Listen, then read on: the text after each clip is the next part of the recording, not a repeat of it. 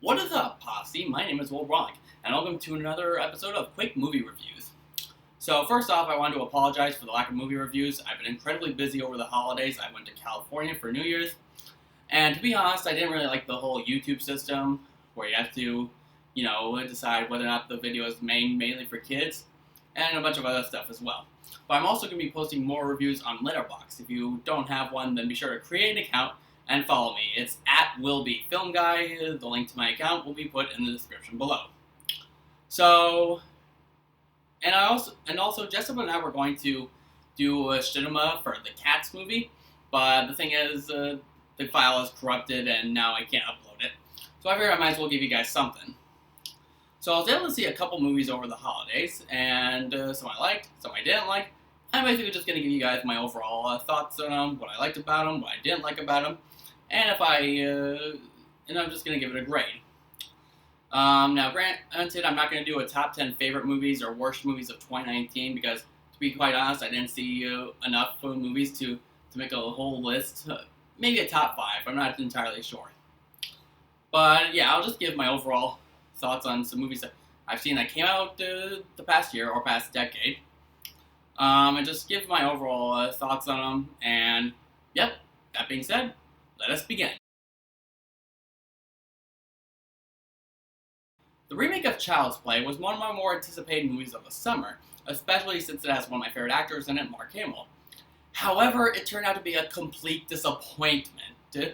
I mean, the characters lacked any depth, they were all incredibly unlikable, the pacing was really off. This movie is only an hour and 30 minutes long, yet it felt like it was 2.5 hours. And the ways that Chucky kills people is just not convincing at all. Like, this is not Child's Play, and granted, I'm not even a big fan of the original, but at least this is much worse. But like one plus I can give it is that I kind of liked Mark Hamill as Chucky. But the whole setup of how Chucky came to be is just so stupid, and it just makes no sense whatsoever. So if you haven't seen this movie, or if you're a fan of the original Child's Play, and if you're debating on whether or not to see this, a word of advice: please don't. I shall give the Child's Play remake a D-.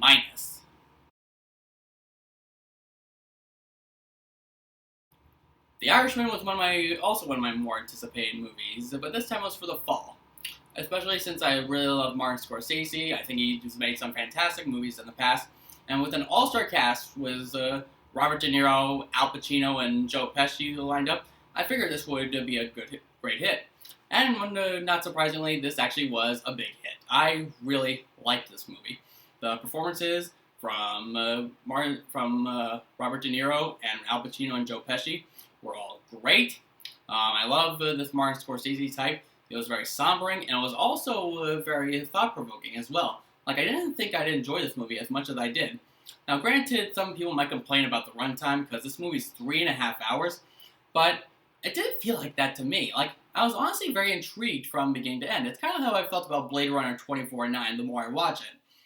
But to be fair, the 3.5 hours don't really feel like 3.5 hours because the movie will be over before you know it.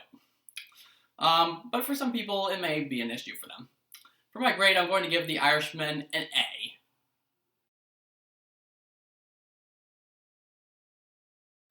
Marriage Story is a very sweet and a heartbreaking movie.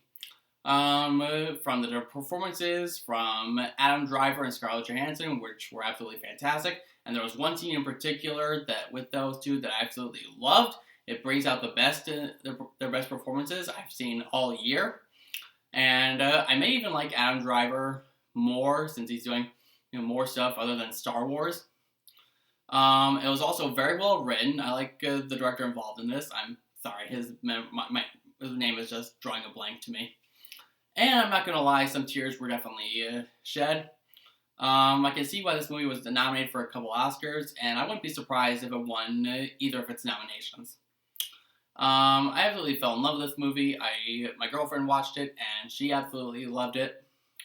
And I'm not going to be surprised to, if a lot of people are going to be talking about this movie for years to come. I'm going to give Marriage Story an A+.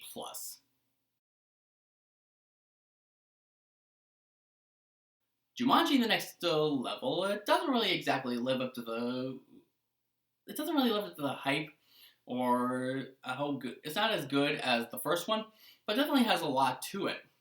I really liked the twist they added, and I liked how they added in Spencer's grandpa, played by Danny DeVito, and Danny Glover's character in there as well. I feel like, and the original cast, The Rock, Kevin Hart, Jack Black, and Karen Gillan, all of them work off of each other pretty well. For my faults, I feel like some of the jokes were kind of half-assed. Like, some of them worked and some of them didn't, where in the first one, a majority of them actually did work. Which in this one, I was like, it was okay. I mean, it's not, some of the stuff isn't that funny, but it's enough to get a little bit of a grin on your face. For my grade, I'm going to give Jumanji: The Next Level a B-.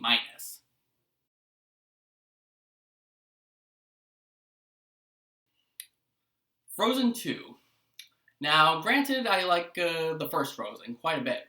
In fact, it's one of my favorite Disney movies of all time. Even though I know it's kind of overplayed, and we all know that Let It Go is played a lot wherever we go. So I possibly think lightning can't possibly strike twice with this sequel. And sure enough, I was right. Granted, it's not awful, but I honestly didn't think this was as good as the first one.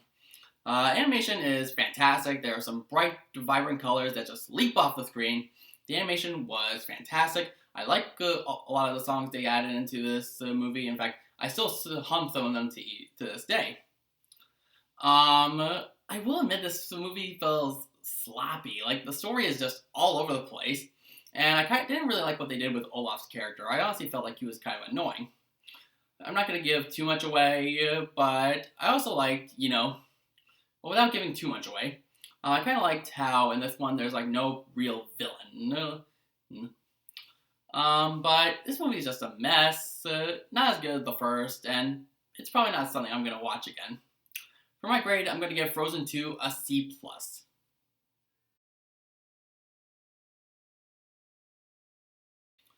So I tried to keep an open mind for this movie, but sure enough, I was extremely disappointed. Just like everybody else. I tried holding on to this movie for a long time, but I was like, ugh, you know what? I'll just go see it and get it over with. And the character designs are hideous. Not a lot is explained. You'd have to do some research on what some stuff means. The villain is super one-dimensional, and this movie is just, awful. I thought LaQuisha, Amazon Prime movie, was terrible, but this takes the cake. I will admit it's probably a so bad it's good movie for some people, but this is a movie that's just gonna be engraved into my brain for a while, and I hope I can forget it at some point. I'm going to give Cats an F. Guys, that's just what does it for this episode of Quick Movie Reviews. If you did enjoy it, then be sure to give this video a big thumbs up. And if you're new to the channel, subscribe for more content. I'm going to try to do more movie reviews as much as I possibly can, but since this is my last semester at college and I'm going to be graduating this May, I may be limited to what I can do. So, until next time, see you later, posse.